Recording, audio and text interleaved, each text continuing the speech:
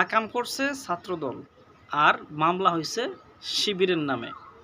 ওই যে একটা বন্ডফির নিহত হয়েছে মনে আছে কুষ্টিয়ায়, সেখানে অভিযুক্ত করা হয়েছে শিবিরের একজন সাবেক নেতাকে, যিনি নাকি সেখানকার জামায়াতে ইসলামের পক্ষ থেকে চেয়ারম্যান নির্বাচন করবেন, ইলেকশন করবেন। অথচ তথ্য বলছে, মিডিয়া বলছে, নিউজে বলছে যে ছাত্রদলের নেতাদের নাকি সরব উপস্থিতি ছিল এবং ভিডিওতে তাদেরকে স্পষ্টভাবে শনাক্ত করা যায়, অথচ কোনো ছাত্রদল নেতাকর্মীর কোনো নাম নেই। আর যাকে অভিযুক্ত করা হয়েছে তার একটা বক্তব্য দেখেছিলাম, তিনি নাকি সেখানে উপস্থিতই ছিল না। কি বুঝলেন?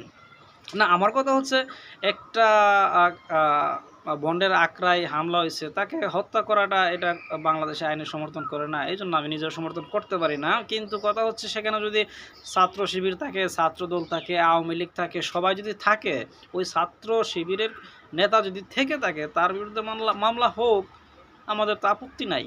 কিন্তু যাদেরকে প্রকাশ্যে দেখা গেছে তাদেরকে বাদ দেওয়ার কারণ কি? তাহলে এই কাজগুলো তো হাসিনাও করতো, তাহলে হাসিনার আপনাদের মধ্যে পার্থক্য কি? কি পার্থক্য? আহা, এই বিষয়টা নিয়ে দেখলাম অনেকেই পোস্ট করতেছে, বিভিন্ন বট বাহিনী, বট মিডিয়া বলতেছে যে ছাত্র শিবির মানে জামাতে ইসলামের কারণে, হ্যাঁ, ইসলামী রাজনীতির কারণে, এখন তারা মাজার পছন্দ করে না, সেজন্য তাদের এজেন্ডা হচ্ছে কি এই ফিরকে হত্যা করা। বিভিন্ন টকশোতে বিভিন্ন বুদ্ধিজীবী, এই বুদ্ধিজীবীদেরকে বলতে চাই, এখন কি হবে?